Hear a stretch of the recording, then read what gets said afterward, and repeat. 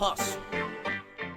Look, let's put some money up, you can't make mine stop. I'm hot, nigga, like a pistol off the dime block. Before you change lanes, you should check your blind spot. Cause I'll be right there waiting like a bike cop with my non-cock. And I'm so hot, all a nigga really need is just one shot.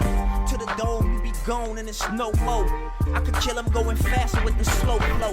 However you want it, I got it in for the low. Come get it, I got it, you got it good, nigga, go. I hustle, I bang, I do it all for the dough. It's all for the dough. What's going on, All for the Dough? We back at the All for the Dough show. And like I said today, we just wonder if sex really important in a relationship. So what you think, my man? First of all, what's your name? Blake. We got Blake. Yeah. So Blake, so is sex important in a relationship? I mean, this is somebody gonna say this is a typical male answer, but I would have to say yes from my side of view. I think there's something about like having that physical chemistry in a relationship that, you know, takes it to the next level, or like can prolong a relationship as well. You know, you just gotta find the right person or show that person that you love to do the right things, and I think you'd be cool. So if the sex is garbage, say the sex is garbage, right? So what do you do from there? So say for instance, I mean, you know how some people say we need to talk, get to know each other. Y'all get to know each other. Say y'all been talking for about 2-3 weeks before you end up smashing or boning. And you know, the first time everybody I was like, it was just the first time. Maybe, you know, wasn't this because it is. Second time you're like, man, it's garbage. But you like the conversation and everything. Do you stick with it? Or do you be like, the sex is trash, it's garbage? I mean, if you really feeling them though, like, you can't build chemistry over like once or twice, you know what I'm saying? So you gotta give it some time and communicate, you know, communicate what you like, ask what they like, Okay. you know, make sure you got that open line of communication. If y'all talk so well, you should be able to communicate to each other what you like and what you don't like, you know what I'm saying? All right. So in your defense, it was a young lady that got in here. She do her own cupcake. She run her own little cupcake business. She said yeah. She said sex every day, 100%. That's what she said. But I got a couple of guys in, like you said, yeah, the chemistry and this and that, you know. So now, do you think it's possible for you to be in a relationship and have no sex, no more sex? Me personally? Sexless, no more sex for the rest of your life. Nah, I can't do that. But you know they got people that do that. Yeah. And, you know. And this is people that already had sex. I mean, not like virgins. These people that already had sex that decide that they can go the rest of their life without having sex with their partner. Yeah, I don't see that shit and I don't buy it. I don't buy that shit at all. I mean, some people just believe things differently. Some people have more discipline than others, brother. I mean, shit, that's just like, you're right about that. Because I was trying to compare it to food, but if certain shit you can't eat no more, then you'll stop eating it. Exactly. But shit, we grew up on sex. Did we? I did. Oh,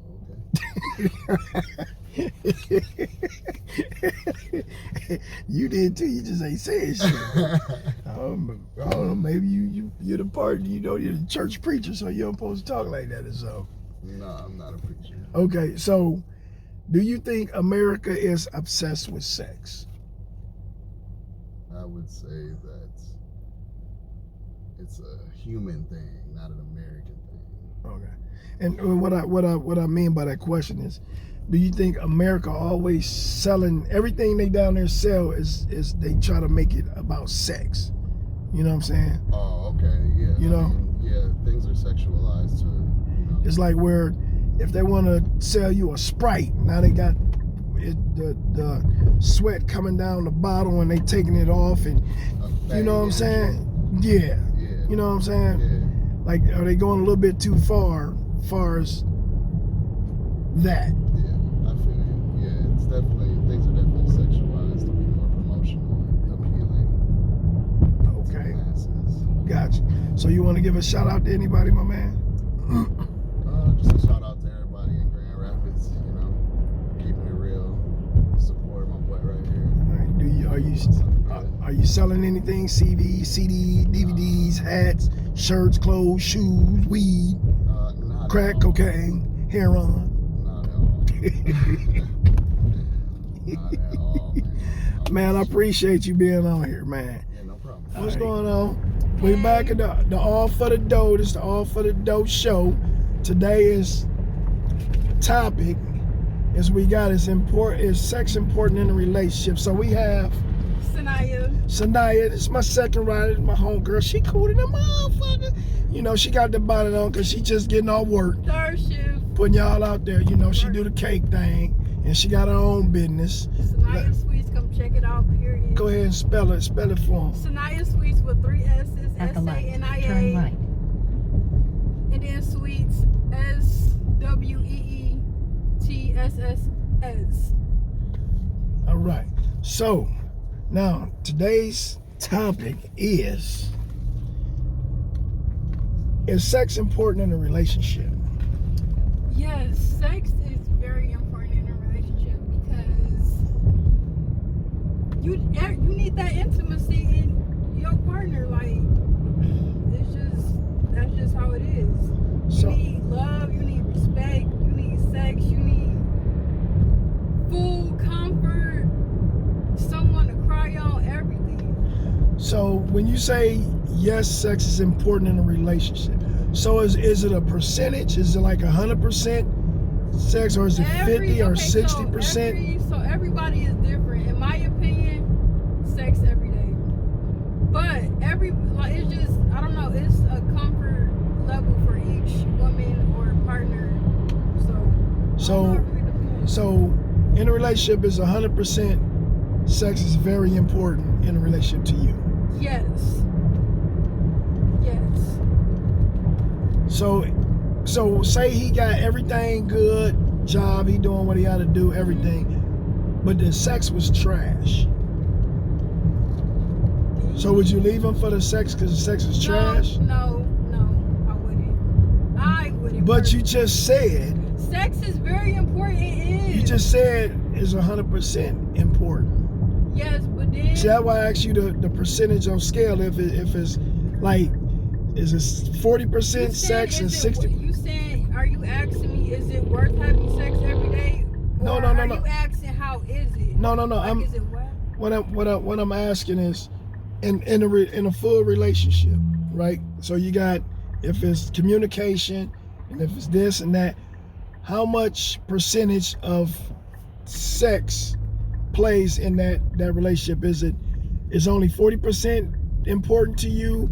Is it 80% important to you? I say every day, and then I don't know. So it's 100%. So it's 100% important to you. Yeah, but if it's whack, that's still like I'm still gonna be with that person just because. Okay. That's the type of person I am. Okay. I'm not just gonna base it off the sex. Gotcha. So now the next question is, do you think it's possible to lead a sexless life? No sex, just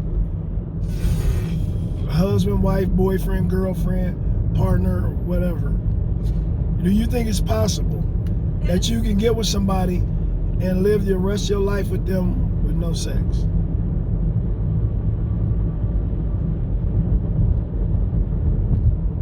Yes. You think it's possible? It is possible. But for you, is it possible? For me, Because yes. Okay, yeah, because you said you would stay with that person. For me, it's possible. Okay.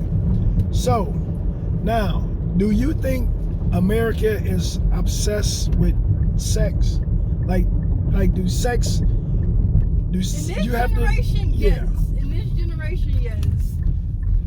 And I agree with you on that. Man. Because I'm gonna tell you one person that I know have bars, and there's a female that have crazy bars. And I seen her on the rap game, and when on the rap game, she was like, "Yeah, I ain't gotta be like them females that dress." With Jermaine Dupri? Yeah, remember she was like, "I ain't gotta be dressed sexy and do this and that to sell my raps." It was Miss Lotto. Well, she called herself Lotto now, but she was Miss Lotto. Yeah. And her bars, and I was like, I fuck with her because she was like, I ain't gotta show off my body to make my shit sell because my music, my shit hit. Yeah. And then when she came out, now she's dressing half her shit on, half her shit off. And she got her bars, and she don't even need to do that. Mm-hmm. You know? She was one of the she won actually. Was that the first? Yeah, she won, but she didn't. Yeah, she just didn't sign with him because Mm-hmm. So we're almost to your destination. Anything you want to say to anybody? You want to give a shout out? Hi, tell me selling cupcakes, cookies, weed. Yes. Follow me on all social medias: TikTok, Snapchat, Facebook, Instagram, anything social media. Follow my business, Sanaya Sweets. And I'm gonna hit y'all with the card right there. And hit them Can with you the see it? card, See and that I'm gonna card? get you some more too. You wanna hand these to your Right there. Yes. That's the card right Shot, there. yes. Get with me. I can make all your sweets, cupcakes, banana cups, cheesecake, anything sweet. Come to me. And she can put some weed in it. Right. Marijuana. Can you for real? I can, but the place I stay at, I gotta find somewhere to do it. I ain't gonna lie. I gotta find. Let me stop before I get you kicked out of your place. All right. So anything else you want to say? But nah, that's it. But yeah, sex is very important in relationships. You gotta keep all that. All that. He pays. It's important. What's going on? Thank y'all for tuning in for another All for the Doe show. In the ride we have B. We got B. Today's topic is why these kids so damn bad, why they so damn disrespectful. What's your thoughts, man? My thoughts is these parents nowadays raise their kids as their friends, and then they mess the generation up as household things to do. Like, we grew up where we could go outside, figure things out to do without getting in trouble. Nowadays, the music they listen to also, Man, that's really triggers them disrespectful. to go do something. And like, as I talk to my kids, I raise them different because they got kids in college and stuff. Yeah. But they never fell in the line of what these kids do today. Like, they follow trends. They don't know how to be leaders. They're following people. Yeah. Trying to be somebody they're not. You need to figure out who you are, then be a better person as a kid and a role model as a kid too. So a question that I have is, because go back to where you said that, you know, the type of music they listen to. A lot of them is trying to do it so they can rap and say they lived it. Yeah, or they want that image. Now I know when I grew up, I think that the worst of the worst we had was NWA when I first came out. It was NWA.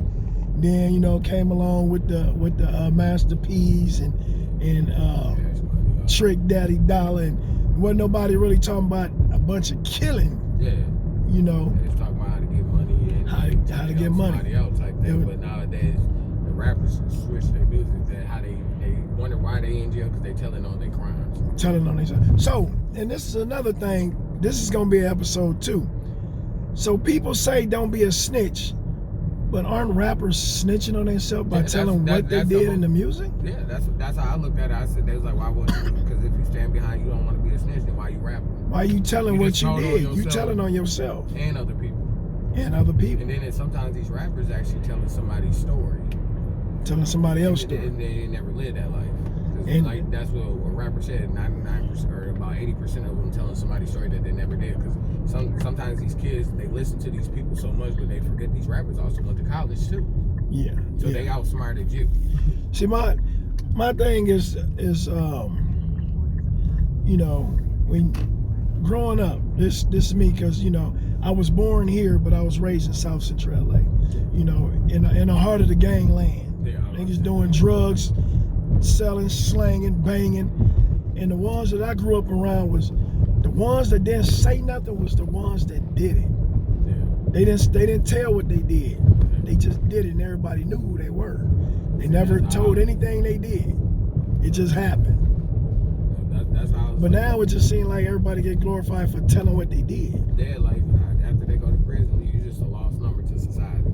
And like, That's I've it. been that route, been to some places and stuff, but I never like talked about it. They be like, where you been? Sightseeing.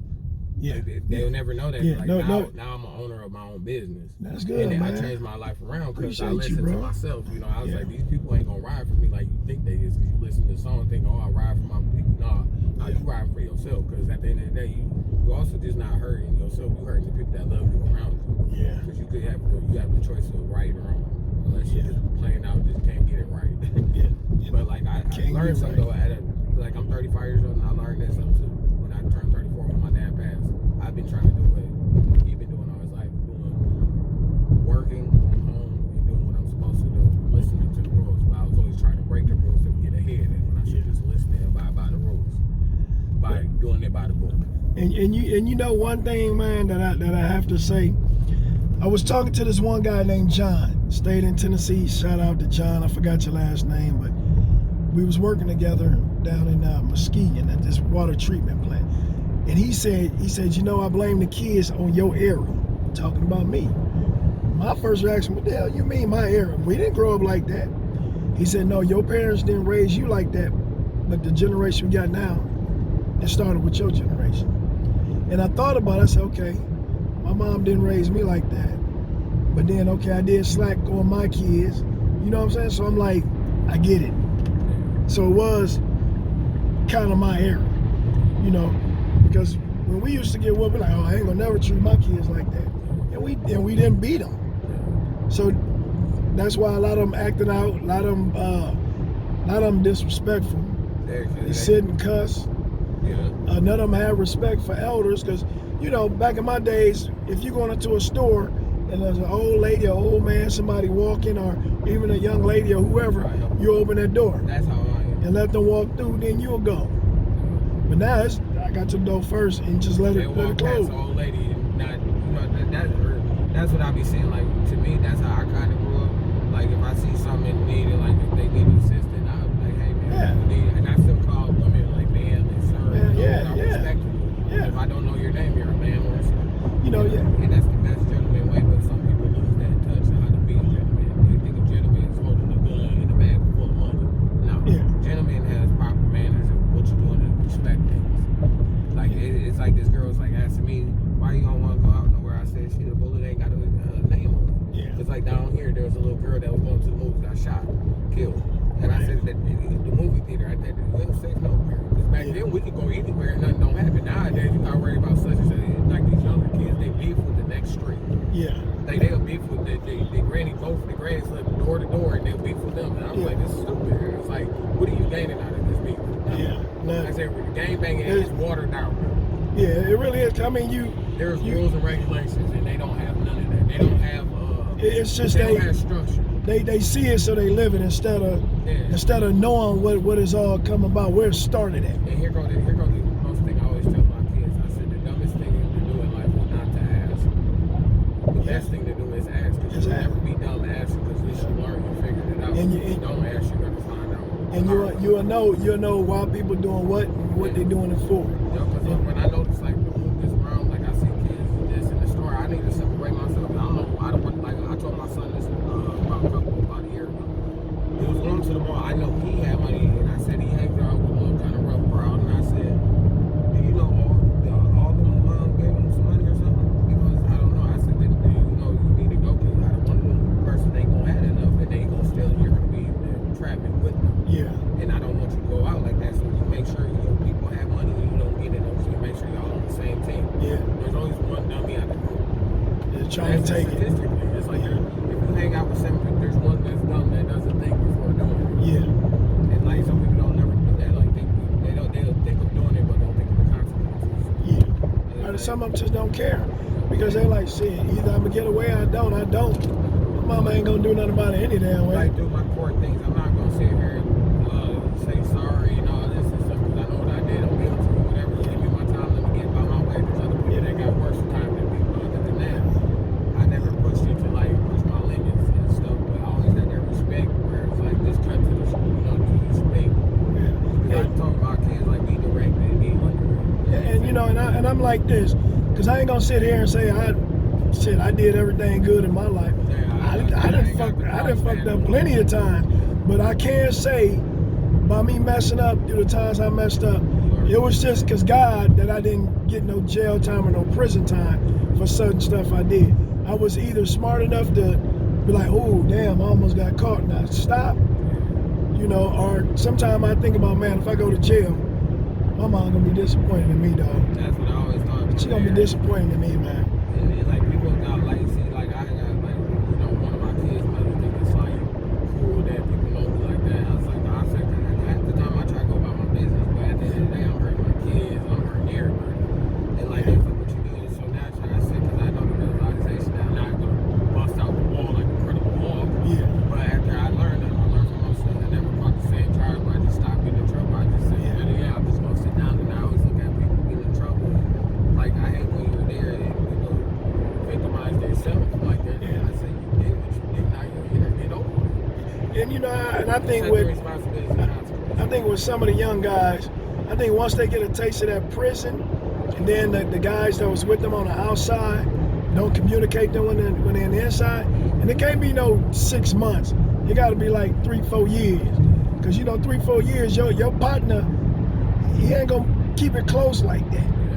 You might have one nigga out of 20 that's gonna be like, man, I'm there for you or whatever. But once his woman or his girl get involved, a good woman, shit, nigga, hey, I gotta come and see you. I gotta talk to you maybe once every 4 months, dog. I got a kid, I got this going on, I got that going on. While everybody else living life, you locked up trying to get your shit together. Like, I knew some people, like, except it is like, I know a person that I said, oh, y'all gonna throw me a coming home? I said, how many times are you gonna keep on going home?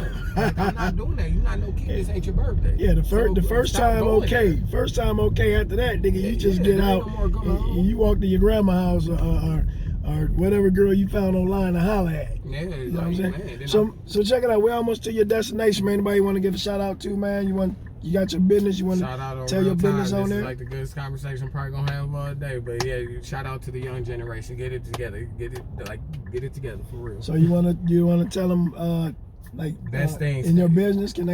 Is it something they can buy, or it's just? I work for a removal company, and I say you're gonna put your mind to it, do it. Cause some people told me I couldn't do something. Look at me now. I've been bossed up from that. Changed my life. And, so from your company, removal.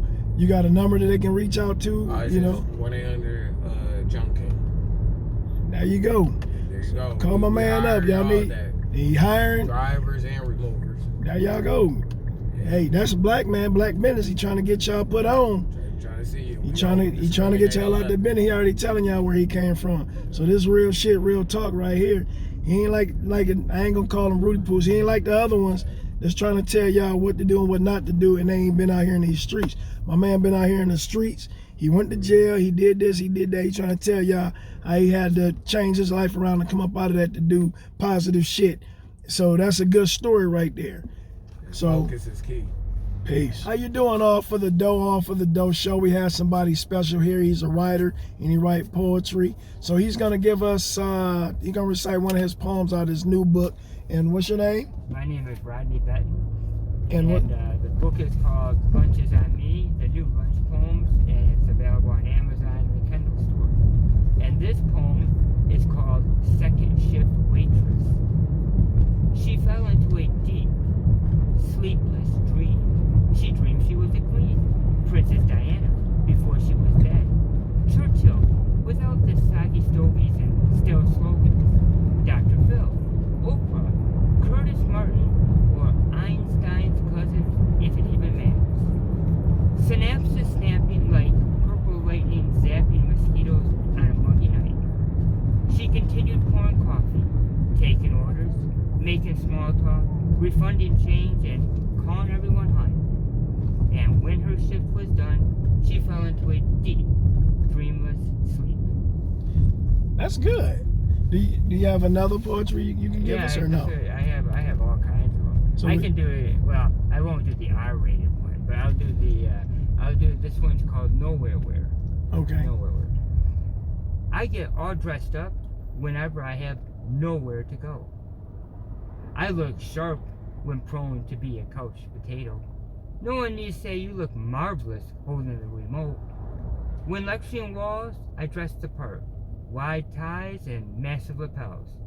During Q&A, echoes repeat my rhetorical rhetoric. I like that. I like that. They're nice and short. So you wrote a book before, right? Yeah. Is this your second one? That's my first one. Oh, this your first Yeah. book. So I'm you working on a said, new one now. okay, so they can find them poems where? Where again? On Amazon, on the Kindle store, and on And what do Amazon they look up? What's the name of it The again? book is called Lunch is on Me, The New Lunch Poems by Rodney Benton. Okay, and this is Rodney Benton right here. Thank you very much. I appreciate So it. what else can you tell us about? So what inspired you to? Well, how about if I recite another poem? And Okay. I'll tell you a little bit about it after I recite it. Okay, You should good. never explain a poem ahead of time. Go ahead. But this one's called Diamonds. Sitting on woodpine, I'm looking through diamond-shaped latticed barbed wire.